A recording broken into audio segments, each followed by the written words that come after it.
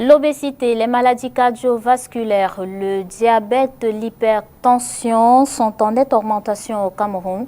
Des pathologies ayant pour facteur de risque la problématique en focus ce jour. 30% de la population camerounaise est obèse selon le ministère de la Santé publique et 18% des jeunes filles de 15 à 19 ans sont en surpoids. L'obésité affecte un nombre croissant de personnes à un âge de plus en plus jeune au Cameroun. Vous l'avez compris, le 5 septembre dernier, c'était la rentrée scolaire. Les parents se posent bien de questions au Cameroun sur ce que devraient manger leurs enfants pour allier intelligence, concentration et santé. Vous l'avez donc deviné, en focus ce jour, nous parlons de l'alimentation des élèves au Cameroun. Mesdames, salut, monsieur, salut et bienvenue à Focus Santé.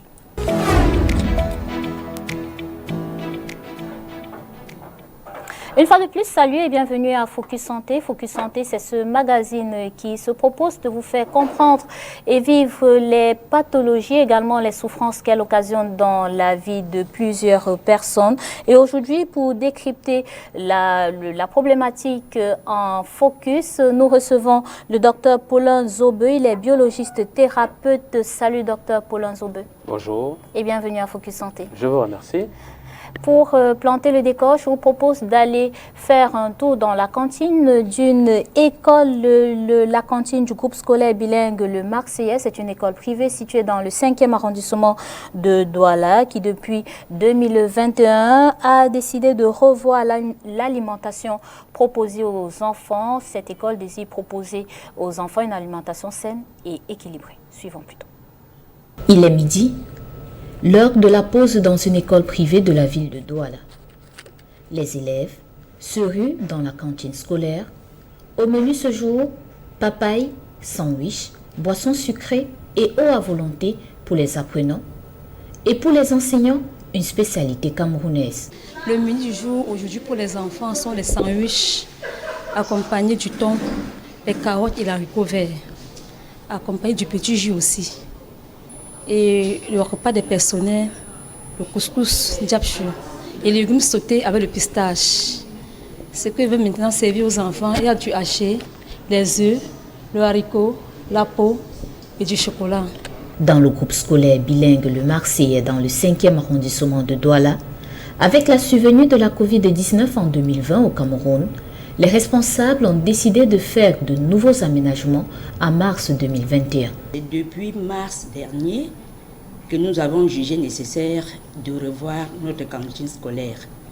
Surtout qu'après l'événement du Covid-19, nous avons pu mettre l'accent sur l'hygiène alimentaire.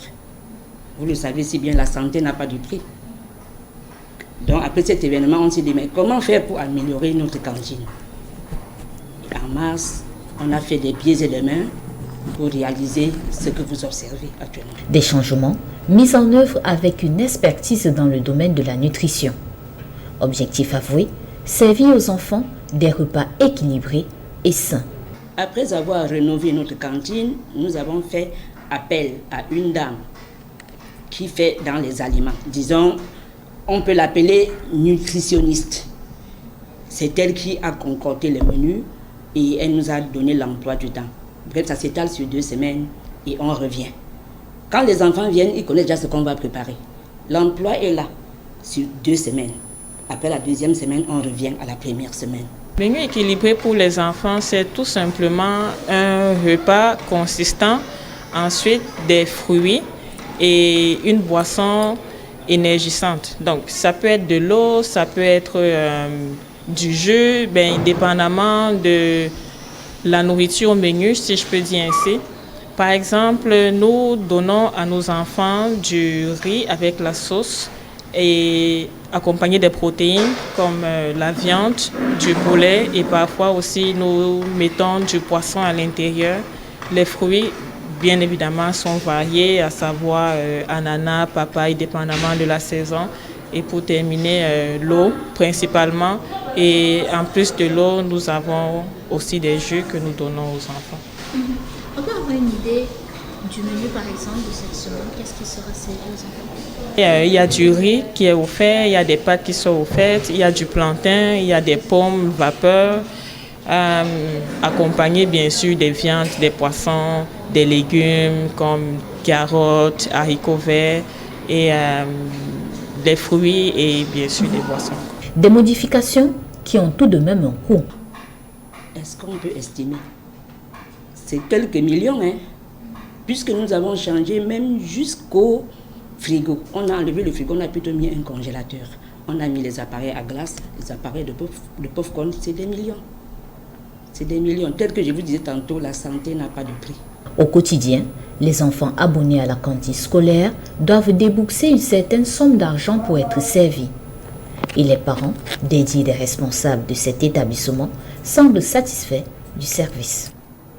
Docteur Paulin Zobeu, une fois de plus, bonsoir et bienvenue à Focus Santé. Merci beaucoup. Ouais. Vous venez de regarder ce reportage dans la cantine d'une école à Douala. Quelles sont les observations que vous pouvez faire? Je vous remercie pour la question. Moi, je suis resté sur ma faim. Le seul positif que j'ai vu, c'est qu'ils ajoutent des fruits. Je suis resté sur ma faim parce que je voulais savoir quelles sont les méthodes de cuisson de tous ces repas. J'ai vu des repas industriels parmi ce qu'ils servent, comme des pâtes, du lait et autres. J'ai vu du pain. Quand ils ont dit qu'ils ont fait des réformes et qu'ils ont amélioré, je ne vois pas ce qu'ils ont amélioré. J'aurais bien voulu connaître comment est-ce qu'ils mangeaient avant pour évaluer ce qui a été fait, le changement. Donc, pour moi, c'est une catastrophe de voir qu'on continue à donner à des écoles de façon journalière des aliments industriels qui sont pour moi les plus toxiques que l'être humain puisse manger. L'industrie ne peut pas nourrir un être humain. Il n'y a rien qui puisse sortir d'une machine industrielle et qui puisse raviver la vitalité d'un être humain côté alimentaire. Et moi, j'ai vu ça dans ce reportage. Vous voyez? Donc, comme ça, j'ai constaté aussi qu'ils ont parlé des jus et des boissons. Je me pose la question de savoir est-ce que c'était des jus avec du sucre raffiné à l'intérieur ou c'était des jus pressés à froid directement le jour même ou c'était des smoothies. Les smoothies, ça veut dire que vous prenez 1 ou 2 fruits, vous les mixez avec un peu de l'eau et vous servez directement à boire. Est-ce que c'est de ça qu'il s'agit, etc. Je n'ai pas eu cette information. Voilà. Et donc là, nous sommes à l'école, on revient à la maison, Oui. quelques heures avant, quand l'enfant se réveille, quand il sort de son lit. Comment on commence une bonne journée avec son enfant, en parlant d'alimentation? Tout à fait. Il faut bien savoir que les règles de l'alimentation et de l'hygiène de vie qui régissent le fonctionnement d'un être jeune sont à peu près les mêmes pour un être évolué ou un adulte et un vieillard. Pourquoi on se rue à la cuisine le matin? Un petit enfant qui ne demande qu'à vivre et à jouer, vous le réveillez à 5 heures du matin, vous lui versez l'eau froide dessus, vous le séchez et vous le mettez à table et vous le bourrez la bouche avec des aliments. Mais il faut qu'on arrête la folie. Qu'est-ce qui nous pousse à donner de la nourriture le matin à un enfant? Donc pour moi, l'idéal, c'est de laisser l'enfant en paix. Déjà, vous l'avez brusqué en le réveillant le matin, quand même laissez-le prendre ses esprits. Donc, qu'est-ce qu'on fait? On ne lui donne pas à manger le matin? L'idéal, c'est de l'écouter. S'il ne veut pas manger, qu'on ne le force pas. Pour moi, l'idéal, le matin, on ne devrait pas manger. Donc, la preuve est que les enfants qui ne mangent pas le matin, arrivés à l'école, ils sont plus alertes. Ils sont plus attentifs que les enfants qui mangent. Maintenant, s'ils mangent le matin, autant mieux manger des choses qui se digèrent rapidement. Un exemple? Par exemple, vous avez de la pastèque au frigo. Sortez la pastèque, coupez en morceaux, qu'ils mangent directement, ou vous mettez ça dans un mixeur, dans un broyeur, vous faites ce qu'on appelle un jus, sinon c'est un smoothie. Vous faites un smoothie et puis vous lui donnez à boire. C'est excellent le matin. Mais idéalement, il faut donner des jus de fruits qu'on appelle des agrumes, c'est-à-dire l'orange par exemple. Okay? Avec un peu de citron à l'intérieur, vous lui donnez ça le matin, c'est très bon. Ça, c'est s'il n'arrive pas à ne pas manger, s'il n'arrive pas à rester le matin sans rien manger. Ouais? Okay. Donc, vous lui donnez un jus de fruits, de préférence d'agrumes. Si vous n'avez pas des agrumes, vous lui donnez de la papaye, à croquer directement ou un smoothie de papaye. Okay. Vous voyez? Il y a aussi de l'ananas qui fait des très bons jus. Si vous avez un extracteur pour faire le jus d'ananas, c'est bon. Si vous avez une centrifugeuse, c'est bon. Si vous avez votre broyeur, ça fait un smoothie. J'espère qu'on se comprend. Oui, L'extracteur vous presse le jus de l'ananas, sépare les fibres du jus. Ça, c'est très, très digeste, bien que les fibres soient aussi importantes. Mais le matin, c'est bon. Okay. Vous voyez? Mais la centrifugeuse vous fait aussi le jus, mais pas un jus égal à l'extracteur. Et puis, le broyeur vous fait un smoothie, d'accord? Qui est parfois très, très lisse, qui fait comme une crème. Les enfants aiment bien ça le matin. Si vous y ajoutez un petit morceau d'avocat, ça fait une crème vraiment très onctueuse. Soit l'avocat, soit la banane. L'avocat rend ça moins sucré. La banane apporte un peu plus de sucre. Donc, ça dépend des enfants que vous avez. Okay. Voilà un peu ce que vous pouvez donner. Par la suite, il y a des choses plus lourdes que vous pouvez donner. Par exemple, une petite salade de légumes. Hein, carottes, avec un peu de chou, si c'est propre. Hein, avec un peu de laitue, si c'est propre. Hein, avec d'autres légumes comme la courgette et autres. On cultive la courgette aujourd'hui. Vous faites ça à l'enfant. Là, vous avez quelque chose de plus dur, de plus dense. Ouais. On quitte de la densité la plus basse à la densité la plus élevée. Maintenant, quand vous quittez les légumes et autres, vous pouvez lui faire le bouillon, le réchauffer d'hier soir. Un bouillon que vous avez réchauffé, vous lui donnez des légumes. Le ndolé que vous avez fait hier, vous lui donnez le matin réchauffé. D'accord? Évidemment, ce ndolé et ces légumes-là, de préférence, évitez d'accompagner avec les féculents. Parce que là, ça va beaucoup plus alourdir l'enfant et il aura tendance à dormir à l'école. Oui, parce que ces aliments, quand on tombe déjà dans les féculents, c'est extrêmement difficile à digérer et donc l'enfant va se retrouver en train de somnoler. Oui. Donc voilà un peu. Et par la suite, je vois des gens, j'ai vu dans le menu, on a parlé de l'omelette. Oui. Ben, c'est extrêmement grave ça. Comment vous pouvez donner des fritures le matin à un être humain? Même le soir, les fritures, pour moi, c'est parmi les aliments domestiques les plus dégénérés. Parce que après les aliments industriels, il y a les fritures. Vous voyez, la friture, parce que c'est fait à très haute température, dégénère les molécules. Ce qui fait qu'on aboutit à des composants chimiques extrêmement toxiques. Donc, il faut éviter ça aux enfants. Donc, qu'est-ce qu'on met dans la gamelle d'un enfant? Si on ne doit pas mettre des fritures, des friandises, j'imagine que non. Des boissons gazeuses, non, les friandises, ça vient de... Bon, bien qu'il y ait des friandises qui soient bio. Oui. Donc, on peut faire des friandises bio et bien non industrielles à la maison. Donc, on entend par friandises tout ce qui est industriel, c'est-à-dire biscuits, bonbons et autres. Oui. Donc, vous lui avez donné votre jus d'orange le matin.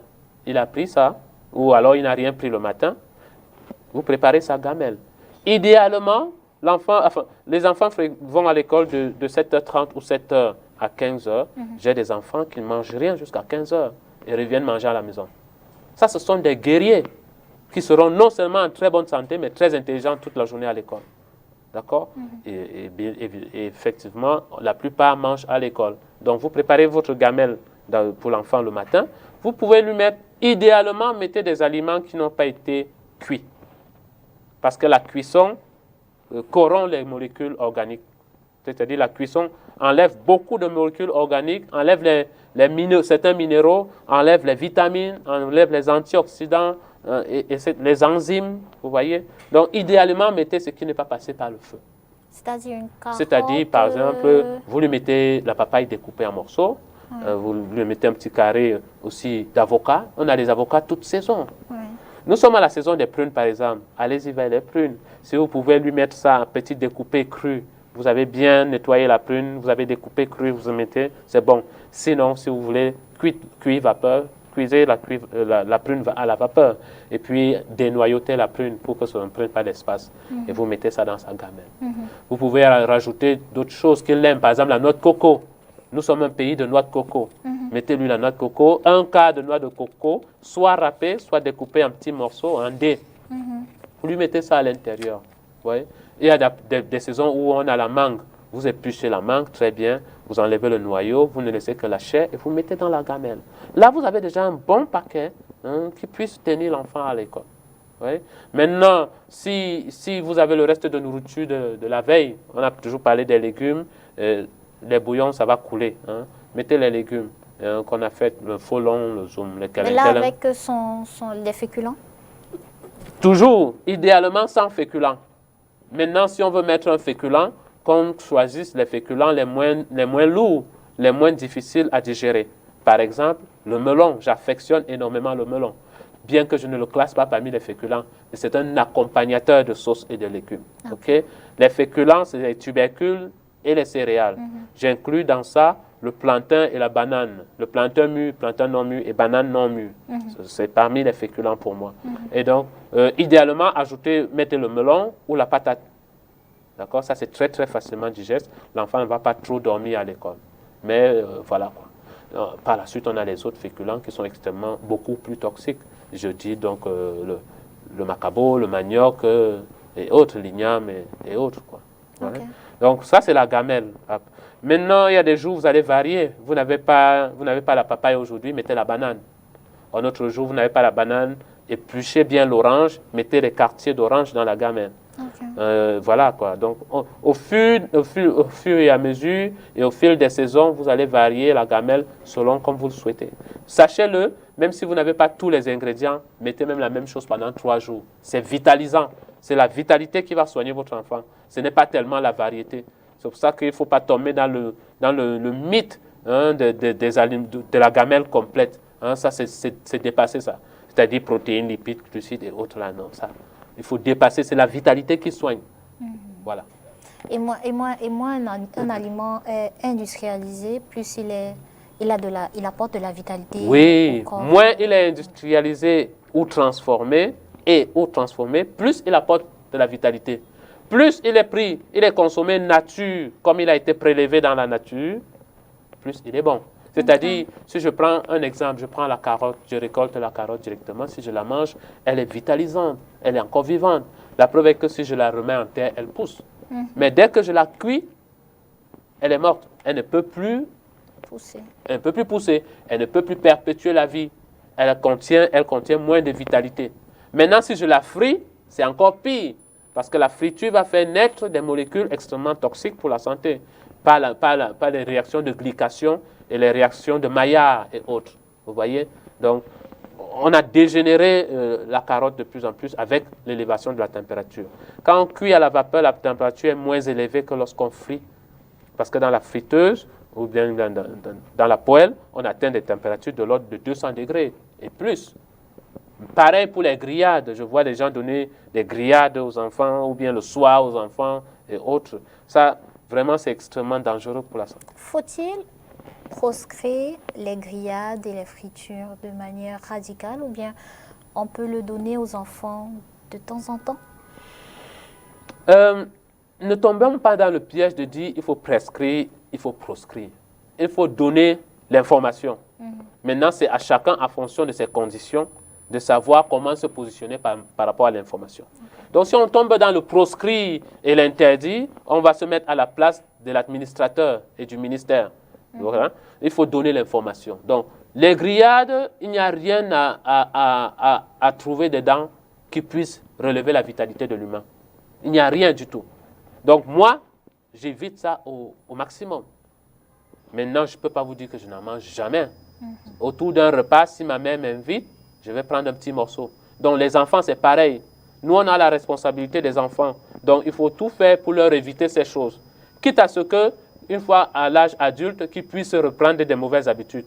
Mais au moins, à la maison, on les aurait mis dans des créneaux alimentaires, quand même, qui puissent leur permettre d'avoir de la santé. Vous voyez? Donc, ce sont des aliments à éviter au maximum. Voilà. Et donc, docteur, l'enfant a pris son goûter, il est rentré à la maison. On lui a donné des repas vitalisants. À quelle heure un enfant scolarisé ou non doit prendre son dernier repas? C'est une bonne question. Moi, je dis il faut écouter les besoins de l'enfant. Tous les enfants ne se valent pas. Vous voyez? Il y a des enfants qui mangent un peu, mais qui ont toute l'énergie pour pouvoir jouer et autres. Les enfants aiment jouer. L'enfance, c'est une période d'un individu où il joue et où il apprend en jouant.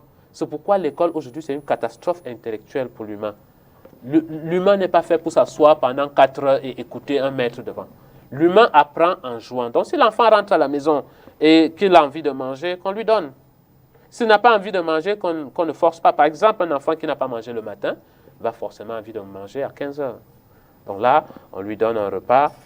Toujours, on va vers des repas vitalisants. Même si c'est la même chose que ce qu'il a pris le matin, il n'y a pas de problème. Maintenant, s'il a pris un peu de légumes cuits le matin, on peut lui en donner un peu plus l'après-midi. C'est-à-dire qu'on peut aller à 50% de légumes cuits et 50% de fruits et de légumes vivants, vitalisants. J'ai aussi tendance à dire que, et j'ai vu dans le reportage aussi, ils ont dit qu'ils donnent d'abord des aliments chauds, ils donnent d'abord une alimentation chaude et les fruits et légumes après. C'est une erreur fatale. Il faut toujours commencer par ce qui est vitalisant. Dans les fruits d'abord. Toujours les fruits d'abord et les salades et les légumes crus d'abord. Pourquoi? Parce que ce sont ces éléments vivants-là qui vont activer la production des enzymes, qui vont aider la digestion de ce qui sera cuit après. Okay. Vous voyez? Okay.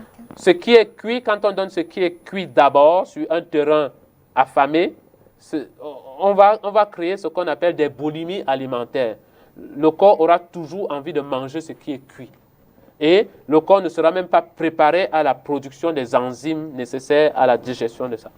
Or, quand vous mangez quelque chose qui est cuit, ça active la production des enzymes. Je veux dire ce qui est cru. Ça active la production des enzymes. Et donc, après, la nourriture cuite est facilement digérée. Voilà. OK. Et donc, il mange, vous avez dit, on peut allier à 50% ce qui est chaud et ce qui est froid. Voilà. La température n'a pas de problème. Pour ce qui est froid, la température n'a pas de problème. Évidemment, il ne faut pas prendre du congélateur ou du frigo et déposer sur la table. Ça doit être à température ambiante. D'accord. Et ce qui est cuit doit être cuit à la température la plus basse possible. Je ne conseille évidemment pas ce qui est cuit parce que c'est déjà dévitalisé. Je conseille idéalement ce qui est vivant. Vous voyez? Maintenant, pour ceux qui ont du mal à consommer uniquement ce qui est vivant, qu'ils allient aussi à côté un peu ce qui est cuit, les repas chauds, quoi. Donc, un bouillon chaud, des légumes chauds, d'accord? Toujours éviter ce qui est frit, d'accord? Évidemment, ce qui est même au niveau des repas chauds, il faut ne pas les cuire avec de l'huile, surtout pas de l'huile raffinée. Ouais. Donc, si on me dit, OK, j'ai servi un plat de légumes à mon enfant, et dans ce plat-là, j'ai frit d'abord les condiments et autres, et puis j'ai mis les légumes, vous avez vraiment raté, quoi. Donc, il faut éviter les fritures. Même si ce sont les légumes, il faut les cuire sans huile, et c'est possible. Même la sauce gombo, on peut servir la sauce gombo à 15 heures à l'enfant. Une bonne sauce gombo sans féculents, ou avec juste du melon. Hein? Qui a dit qu'on ne peut manger la sauce gombo qu'avec du couscous ou du foufou? Hein? Qui a dit ça? Qui a dit qu'on ne peut manger le héros et le njama qu'avec le watafoufou? Il faut qu'on puisse... ce qu'on mange dedans, ce qui est vitalisant ou quand même un peu vitalisant, c'est les légumes. Vous voyez? C'est les légumes que nous cherchons. C'est ça qui va nous amener la vitalité. Okay. Mais les féculents là vont nous entartrer les intestins. C'est pour ça qu'on les appelle les bourratifs. Ils bourrent le ventre sans nourrir le corps. Nous voulons nourrir le corps. Nous voulons que l'enfant soit sage, qu'il soit intelligent, qu'il soit éveillé, qu'il ne soit pas lourd, qu'il soit alerte par rapport à tout ce qui se passe dans son environnement. Quand il mange des éléments lourds, des éléments qui vont entartrer les intestins, ça enlourdit son esprit. Et là, il n'a plus de bonne capacité d'apprentissage. Voilà. Et nous allons finir avec cette question. Un enfant qui est déjà obèse, on veut revoir son alimentation pour l'aider. Qu'est-ce qu'on change? D'ailleurs, je vous félicite pour les statistiques sur le taux d'obésité chez nos enfants, 30% chez les adultes. Mais c'est révoltant. À entendre ces chiffres-là, personne ne devrait rester tranquille. Parce que c'est notre société qui est en perdition. C'est notre société qui est en danger. Et donc, un enfant qui est obèse, il faut d'abord comprendre d'où vient son obésité. Il y a des enfants qui sont issus des parents déjà obèses. Et donc, peut-être c'est en amont qu'il faut agir. Mais sur l'enfant, il faut déjà respecter les horaires alimentaires. il faut éviter de manger, de donner à manger à l'enfant le soir ou très tard. J'ai des enfants qui se réveillent à 23h minuit pour aller au frigo, prendre je ne sais pas quoi et se mettre à manger, alors que c'est à cette heure qu'il doit dormir. Lorsque la nuit tombe, l'être humain ou l'organisme humain sécrète des enzymes pour vous encourager à vous coucher et dormir. Ce n'est pas à ce moment qu'il faut manger. Pire encore, manger des repas lourds. Vous voyez? Donc, un enfant obèse, on devrait vraiment toujours privilégier des aliments vitalisants, espacer les heures de repas. Lui, éviter le grignotage. Mais c'est fou, quoi. Les enfants transportent plus de nourriture dans leur cartable que de cahiers. Vous voyez? On est à des temps incroyables. On se consacre plus à faire le goûter de l'enfant le matin qu'à réviser ses leçons, s'assurer qu'il a des crayons, les traceuses et autres. Vous voyez? C'est pour ça que je dis que pourquoi on perd le temps le matin à faire à manger à l'enfant? Le matin, le cerveau est encore alerte. C'est vrai qu'il vient de se réveiller, mais quand il a pris sa douche, il est déjà réveillé. Qu'il révise ses leçons, qu'il pense à sa journée, qu'il fasse une prière, qu'il fasse une méditation. Okay. Vous voyez? Ok. Voilà. Merci beaucoup, Dr Paulin Zobeu, d'avoir répondu à notre invitation. Merci à vous, mesdames et messieurs, d'avoir été présents. Disons-nous simplement à la prochaine.